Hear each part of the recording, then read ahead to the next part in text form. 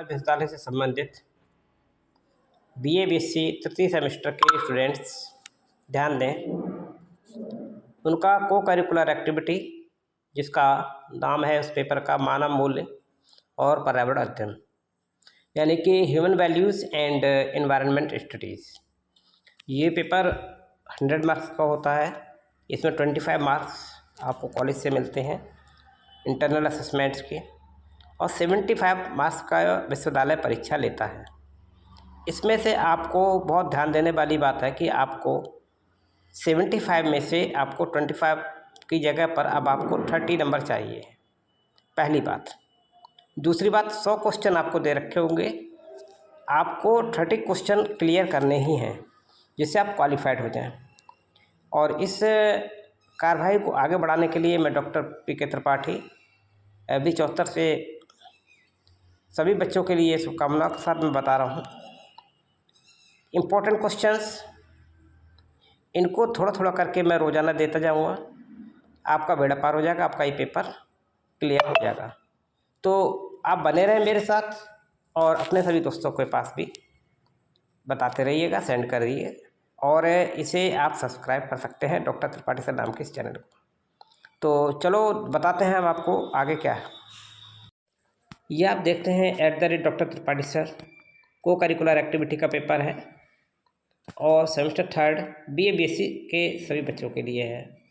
और पेपर का नाम आप समझ सकते हैं, राष्ट्रीय शिक्षा नीति के अनुसार है मानव मूल्य और पर्यावरण अध्ययन। मानव मूल्य और पर्यावरण अध्ययन। मैं अब आता हूँ इम्पोर्टेंट क्वेश्चंस के ऊपर। आप देखिएगा कि क्वेश्चन नंबर 1 आपके पास आता है और ये मैंने बनाया है आपके लिए, और ये सेमेस्टर 3 के स्टूडेंट्स बीए बीएससी, ठीक है। मानव मूल्य और पर्यावरण अध्ययन। यहाँ पर पहला क्वेश्चन है स्वयं की क्षमता, यानी कि आपके स्वयं की क्षमता के बारे में पूछा जाए तो किस रूप में जानी जाती है? आपकी समझ, आपकी पावर आपके अंदर जो है, या आपकी मूल्य शिक्षा, या सही मूल्यांकन। तो आप ये समझ के चलिएगा कि इसमें से बेस्ट बात क्या है।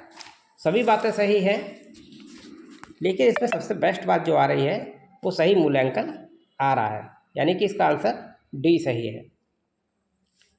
विवेकानंद के अनुसार शिक्षा का उद्देश्य क्या होना चाहिए? तो देखो, जीवन का निर्माण होना चाहिए, बहुत बढ़िया बात है। दूसरा है मानव निर्माण,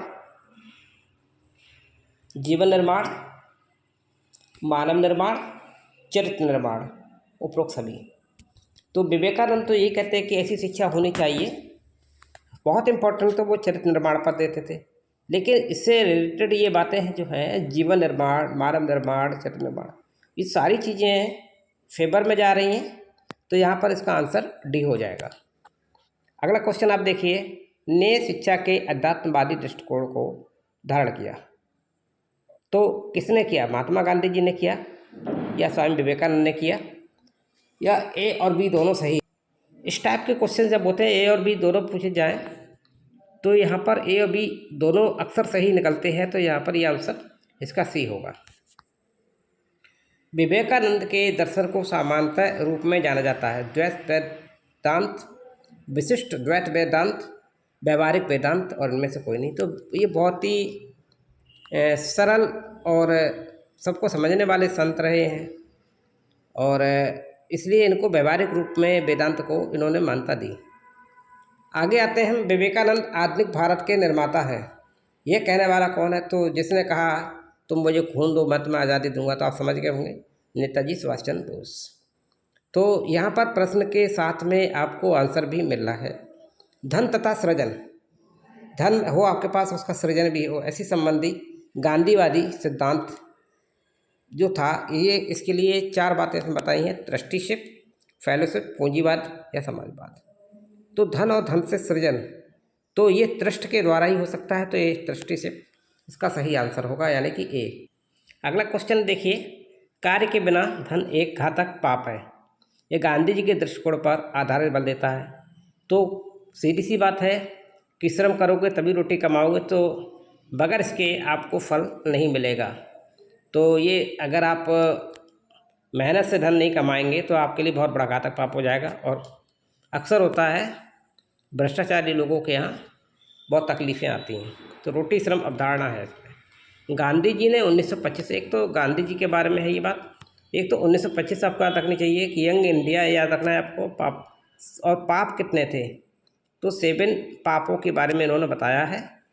तो अगर कहें गांधी जी ने कौन सी सन में बताया है, तो 7 पापों के बारे में 1925 में। गांधी जी ने कितने पापों के बारे में बताया है, तो 7 पापों के।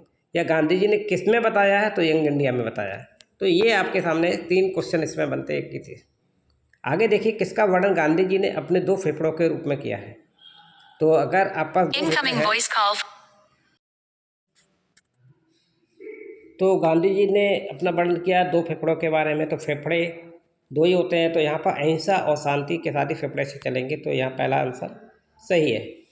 गांधी जी के अनुसार कौन सा सत्याग्रह का अनिवार्य सिद्धांत है, तो कष्ट सहने की आपके अंदर क्षमता होनी चाहिए, अहिंसा भी बिल्कुल सही है, सत्य के रास्ते पर चलना चाहिए, तो उपरोक्त सभी। तो ये अक्सर आंसर डी वाला भी इस तरीके से जो भी क्वेश्चन होते हैं उनमें चांसेस अच्छे होते हैं इनके सही होने के। अगला क्वेश्चन आप देखिए, गांधी जी का स्वराज से तात्पर्य क्या है।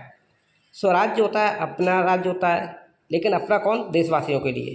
तो देश के लिए स्वतंत्रता होनी चाहिए, यानी कि देश में रहने वाले लोग कौन है, देशवासी।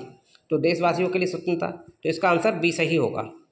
अगला क्वेश्चन है, अब्दुल कलाम जो हमारे देश के राष्ट्रपति रहे, तो वो 2002 से लेकर 2007 तक रहे भारत के। तो वो कौन सा नंबर था उनका, 2 को 2 से काट दो, 2 एकम 2, 2 एकम 2, यानी कि एक इधर एक उधर, यानी कितना हो गया, 11वां नंबर।